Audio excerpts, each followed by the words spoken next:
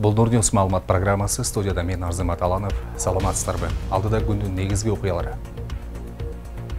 Баткенде жоголгон адамдын сөөгү ажатканадан табылды. Маркумду өзгөчө мыкаачылык менен өлтүрүүгө кайынагасы шектелүүдө. Алабел ашуусунда жол тоңуп, айдоочуларга түйшүк арттырды. Кар калың жаагандыктан жана бороондон улам Бишкек Ош жолуна да чектөө киргизилди.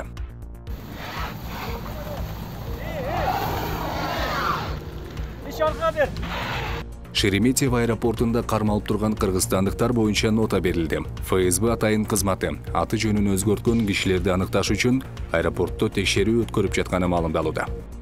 Ош шаарында жылуулук берилди. Аталган ишкана калктын карызы 27 миллион сомдон ашык деп капа. Бирок ал үчүн жылуулук бербей кое албайт.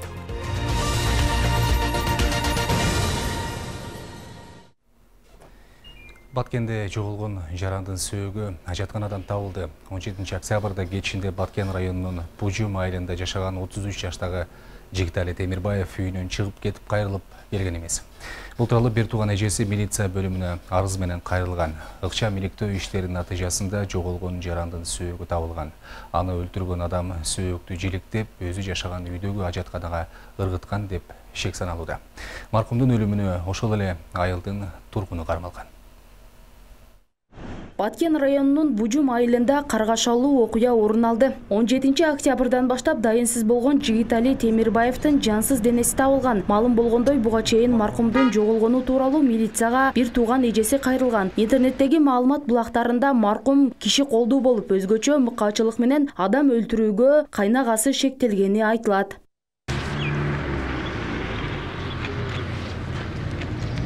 Окуя катталган аймакка барып, маалымат алууга мүмкүн болгон жок. Ошол эле учурда жарандардын коопсуздугун карап, милиция кызматкерлери да аймакты аралап жүрүшүптүр. Азырынча окуянын кандайча орун алганы белгисиз. Аны менен катар маркумдун үйүнө жакын жайгашкан дүкөндүн байкоочу камерасына шектүүлөр катышкан видео тасма алынып калган.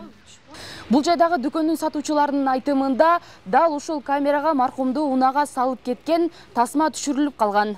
Бирок укук коргоо кызматкерлеринин айтымында ал видеону бизге алууга мүмкүн болгон жок. Баткен райондук ички иштер башкармалыгына маркумдун эжеси 19 октябрда жоголгону тууралуу арыз менен кайрылган. Анда ал кылмыштардын жана жоруктардын бирдиктүү реестрине катталып, издөө иштери жүргүзүлгөн. Ыкчам иликтөө иштери жүргүзүлүп, натыйжада шектүү катары Баткен шаарынын Бужум айылынын 31 жаштагы тургуну жана анын 28 жаштагы бир тууган иниси аныкталып кармалган. Бул факты өзгөчө мыкаачылык менен адам өлтүрүү фактысына квалификациясы өзгөртүлүп, азыркы күндө тергөө иштери уланууда. Сотко чейинки өндүрүш боюнча тергөөнүн жүрүшүндө 2021 жылдын 21 октябрь күнү Темирбаев Жигитали Мухтаровичтин жансыз денеси табылган. Бул факты боюнча сотко чейинки өндүрүштүн квалификациясы кылмыш жаза кодексинин 130-беренин 2-бөлүмүнүн 3-пунктуна өзгөртүлүп, аталган окуя боюнча шектүү катары ошол эле айыл тургуну 31 жана 28 жаштагы тургундар кармалып, убактылуу жайга киргизилген. Азыркы учурда сотко чейинки өндүрүш боюнча тиешелүү экспертиза дайындалып, тергөө амалдары жүрүүдө. Улуттук статистика комитети башкы прокуратуранын июлдагы маалыматына таянып билдиргендей, быйыл Кыргызстанда кылмыштуулук 2020 жылга салыштырмалуу 1,5 эсе өскөн. Адам өлтүрүү 26%, зордуктоо фактылары 34%га көбөйгөн. Бактыгүл Мирадилова, Эрнис Азамат уулу, Нурньюс, Баткен облусу. Бишкектин Октябрь райондук ички иштер бөлүмүнүн башчысы Уланбек Алиев камакка алынды. Ал кыйноо колдонгон, өзгөчө ири өлчөмдө пара талап кылган жана кызмат абалынан кыянаттык менен пайдаланган деп шек саналып жатканын башкы прокуратуранын басма сөз кызматы билдирди. Алиев менен кошо аталган бөлүмдүн тергөө кызматынын башчысынын мурдагы ордун басары Талгат Кубатбеков жана тергөөчү Айсулуу Рамазан кызы колго түштү.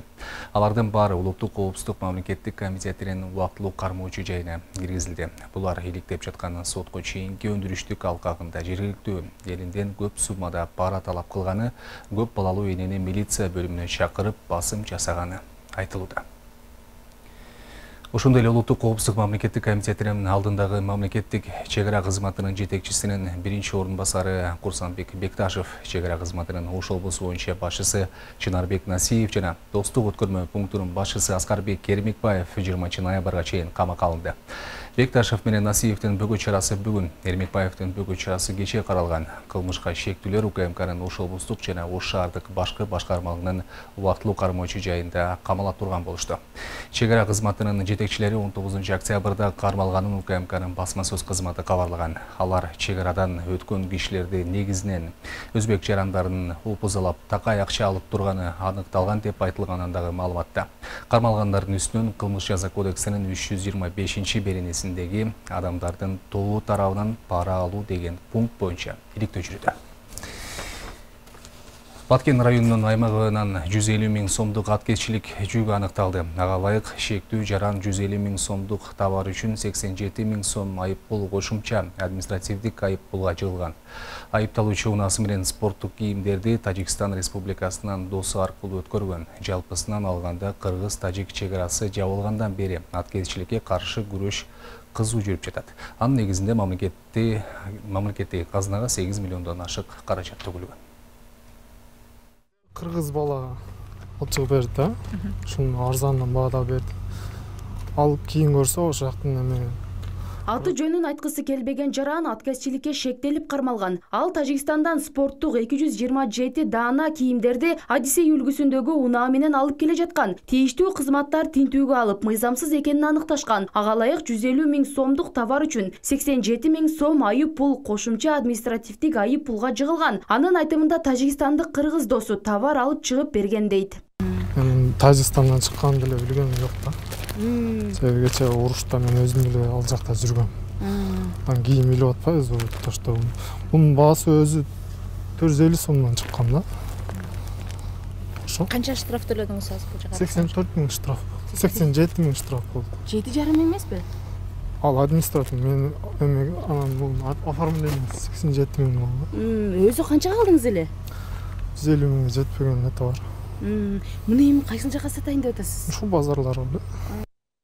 Баткен бажы кызматы 2021 жылдын 1 январынан бери 285 факт катталганын маалымдайт. Мында сырткары 14 сотко чейинки өндүрүш иши каралган. Жыйынтыгында жалпысынан мамлекеттик казынага 8 миллиондон ашык айып пул өндүрүлгөн.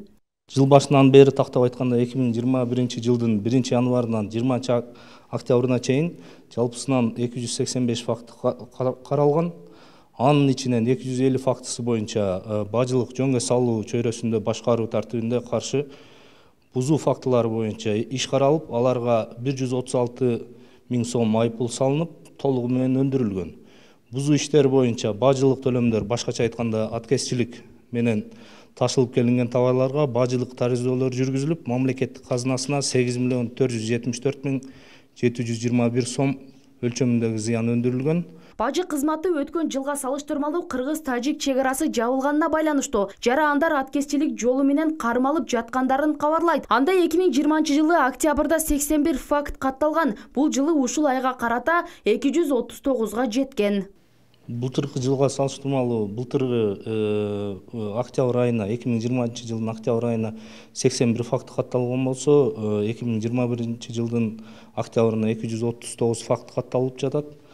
Бул деген сөз Тажик Республикасы менен Кыргыз Республикасынын ортосундагы карым-каттаныш жок болуп, чегара жабык болгондугуна байланыштуу элдер бажы посту жок жерден жүктөрүн аткезчилик жолу менен өткөрүп жатышат. Контрабандалык аракетти жоюу боюнча бажы салык кызматтары, чегара кызматы, Ички иштер министрлигинин Баткен облусундагы башкармалыгы иш алып барууда. Адистердин айтымында аткезчиликти чегарага жакын жашаган жарандар жасай турганы айтылды. Бактыгүл Мирадилова, Куштар Абдикар уулу, Нурньюз, Баткен облусу. Кыргызстандын Орусиядагы элчилиги Шереметьево аэропортунда кармалып тургандардын жагдайына байланыштуу Орус Тышкы иштер министрлигине нота жиберди. Бул тууралуу Азаттыкка элчиликтен кабарлашты. Маалыматка караганда ФСБ аты жөнүн өзгөрткөн кишилерди аныкташ үчүн аэропортту текшерүү өткөрүп жатат. Элчилик азырынча канча адам аэропортто экени жөнүндө маалымат берген жок. Алар Кыргызстандан учуп баргандар же кайтып келаткандар экени да белгисиз. Твиттерде айрым колдонуучулар кыргызстандык бир топ жүргүнчү Москванын Шереметьево аэропортунда кармалып турганын жазышкан. 7 октябрда да аталган аба майданында Кыргызстандан барган 10 жаран тыкыр текшерүү текшерүүдөн өтүп, кыйла убакыт кармалып турушкан. Аларга укуктук жактан жардам берүү үчүн Кыргызстандын элчилигинен 3 юрист барган.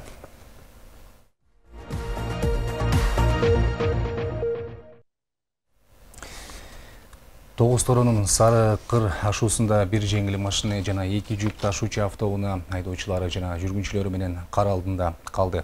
Арасында балдар да бар. 22 октябрда түшченде куткаруучулар тийиштүү техникалар менен окуя болгон жерге жөнөп кетишкен. Жалал-Абад казарман жолу жылына суук түшкөндө 5 ай жабык болуп, Тогуз Тороо районунун тургундары башка аймактарга нарын аркылуу катташат. Аба ырайы кескин өзгөрүп, кар калың жаагандыктан жана бороондон улам Бишкек-Ош жолунда да чектөө киргизилди. Ал эми бүгүн эртең менен саат 9-дан баштап Бишкек-Ош жолунун Сосновка айылынан Төө ашуу жана Алабел ашуулар аркылуу каттай турган бардык оор жүк ташуучу транспорт каражаттарына чектөө киргизилди. Учурда жолду тазалоо, туз, кум себүү иштери жүргүзүлүүдө. Ал эми өзгөчө кырдаалдар министрлиги айдоочуларды зарыл жумуш болбосо жолго чыкпоону эскертишет. Ал эми аба ырайынын өзгөрүшү көзгө түшүмдүүлүктү жыйноого терс таасирин тийгизерин эскертишет. Түртүп чыгарып атабыз машиналарды. 21 октябрдан 22-сине караган түнү өлкө аймагында аба ырайы кескин өзгөрүп, жамгыр жаап баштады. Тоолуу райондордо жамгыр карга айланган. Бишкек-Ош унаа жолунун Алабел ашуусунда жааган карды шамал учуруп, жол ширендиге толуп, унаалардын токтоосуна тоскоолдук жараткан.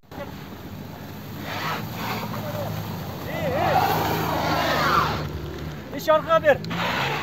Бишкек-Ош автоунаа жолунун 217-чакырымынан 222-чакырымына чейинки аралыкта кар жаап, шамал болуп жатканына байланыштуу Алабел ашуусунда жол тоңуп, жол тыгыны пайда болгон. Жеринде кызматкерлер карды тазалоо жана жолго кум чачуу иштери жүргүзүлүп жатат. Узак жолго чыккан айдоочуларды дөңгөлөктөрүнө көңүл буруп, тийиштүү шаймандарды алып жолго чыгуусун эскертишет. Азыркы убакта ошо Алабел ашуусунун 217 чакырымдан 223 чакырымына чейин жол тыгыны болуп аткандыгына байланыштуу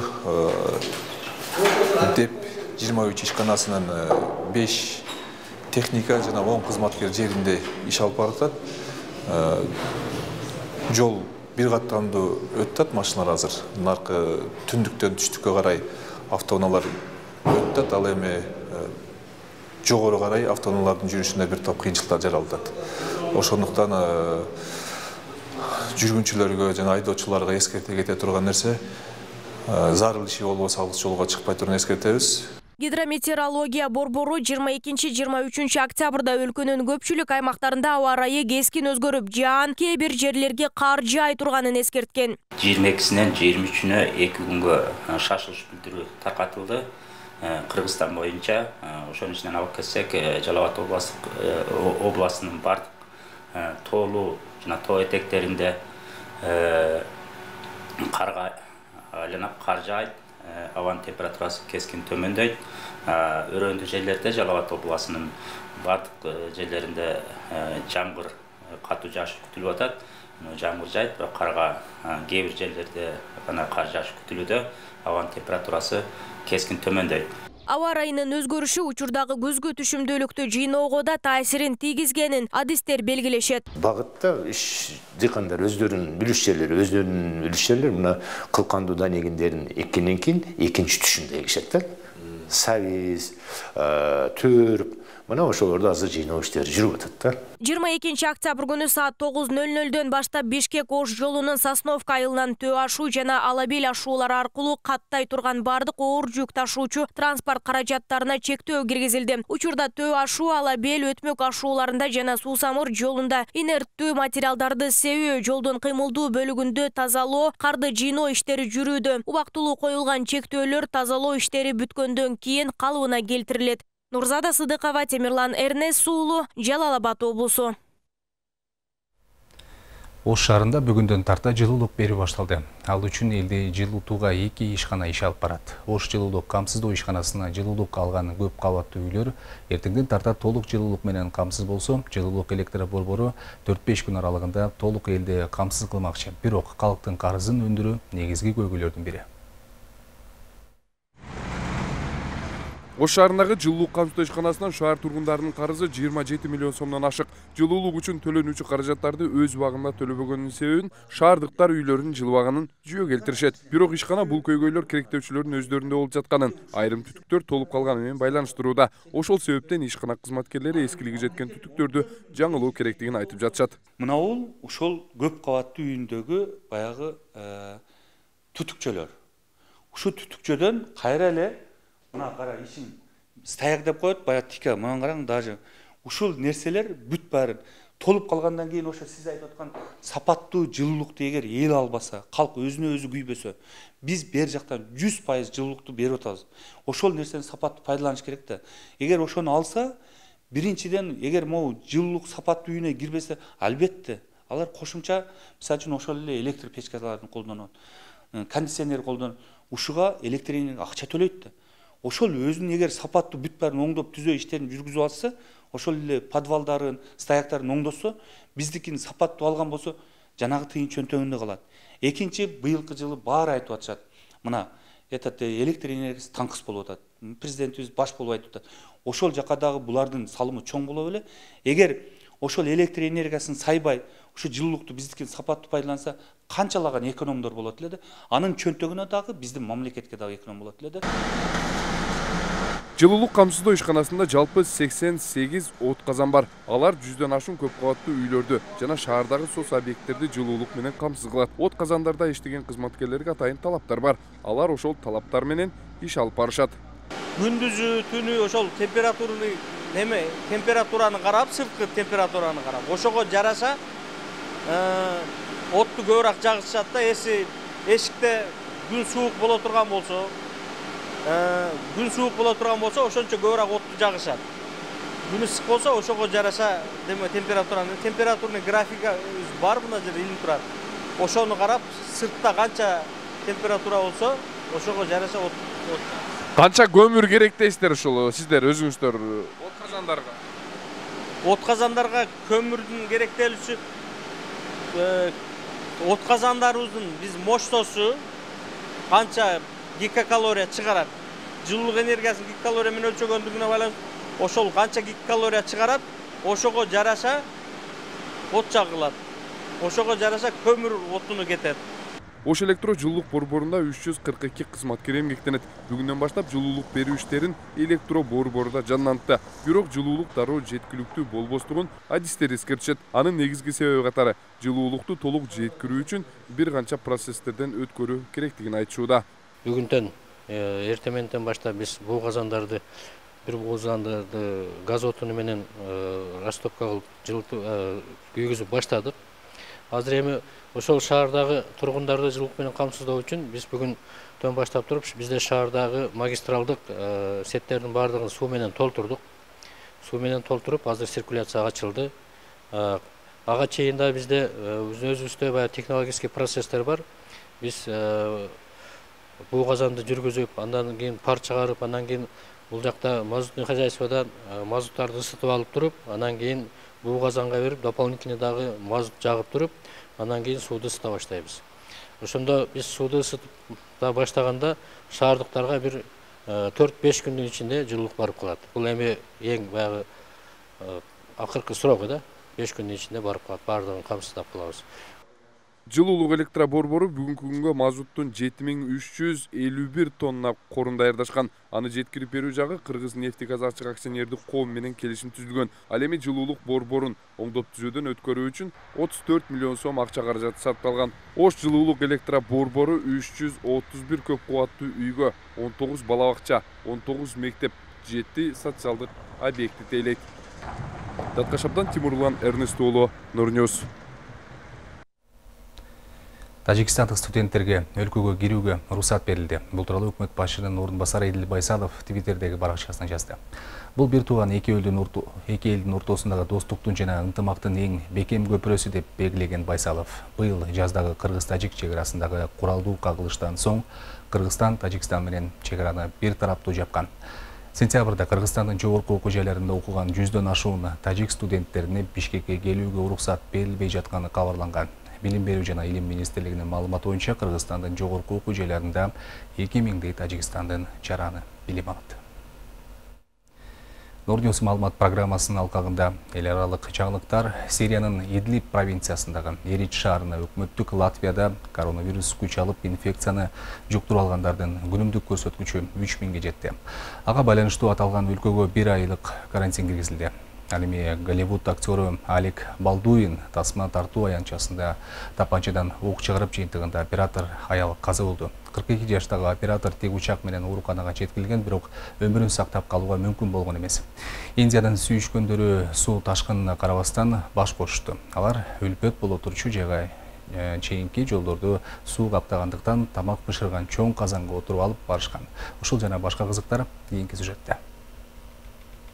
Латвияда коронавирус күч алып инфекцияны жуктуруп алгандардын күнүмдүк көрсөткүчү 3000ге жеткенине байланыштуу 1 айлык карантин киргизилди. Оорулардын алдын алуу жана көзөмөлдөө боюнча Европалык борбор билдиргендей, калктын санын алганда Латвия ушул тапта Европадагы коронавирус каттуу жайылган мамлекет. Латвия калкынын жарымы гана эмдөөдөн өткөн. Өкмөттүн вакцинация кампаниясы анча ийгиликтүү болгон жок. Ал арада Болгарияда соңку айда коронавирус менен ооруканага түшкөндөрдүн саны 30%га өстү. Мындан улам ооруканада өтө шашылыш эмес, хирургиялык операция кийинкиге жылдырылды. Япониядагы Кумамото префектурасында Асо вулканы атылып, анын күлү асманды көздөй 3,5 чакырым бийиктикке чейин чачылды. Аталган аймакта түтүн каптап, көктө тоодой уюлгуган чаң пайда болду. Кайнап атылып чыккан вулкан таштары 1 чакырымга чейин учуп барып түшкөн. Ал эми видеодон айланадагы элдин шашып автоунаага автобустарга түшүп кетип жаткандыгын көрүүгө болот. Күнчыгыш өлкөсүнүн бийлиги мындан улам кооптулуктун 5 деңгээлинин ичинен 3-даражаны белгиледи. Ал эми ошол аймакта жашаган жергиликтүү элдер жанар тогу 2 чакырымдан жакын барбаш керектигин эскертишти.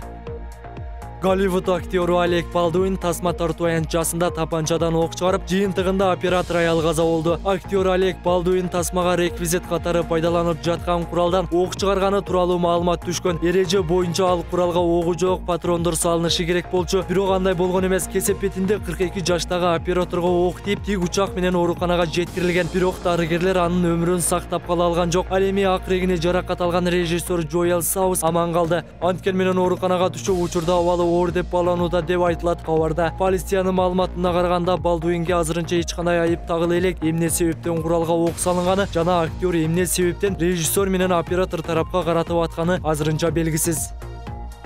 Өзбекстан президенттик шайлоого даярданууда. Учурда мамлекет башчысы Шавкат Мирзиевден тышкары жогорку кызматтан дагы 4 адам кайрылды. Өзбекстанда президенттик шайлоого биринчи жолу аял катышууда. Саясат таануучулар Мирзиев кайрадан добуштардын басымдуу көпчүлүк добушуна ээ болорунан эч кандай шек санашпайт. Ошол эле учурда жарандар шайлоого келүүгө жогорку даярдыгын белгилешет. Эл болсо биз өзгөрүүнү чыдамсыздык менен күтүп жатабыз. Мисалы эмгек акынын өсүшү, өлкөдө кайрычылар жана үй жайсыздар көп, мүмкүнчүлүгү чектелгендер көп. Мамлекет аларга жардам бериши керек. Мен Шавкат Мирзиевге чын жүрөгүм менен добуш бергим келет. Биз президентибизди абдан жакшы көрөбүз деп айтышкан.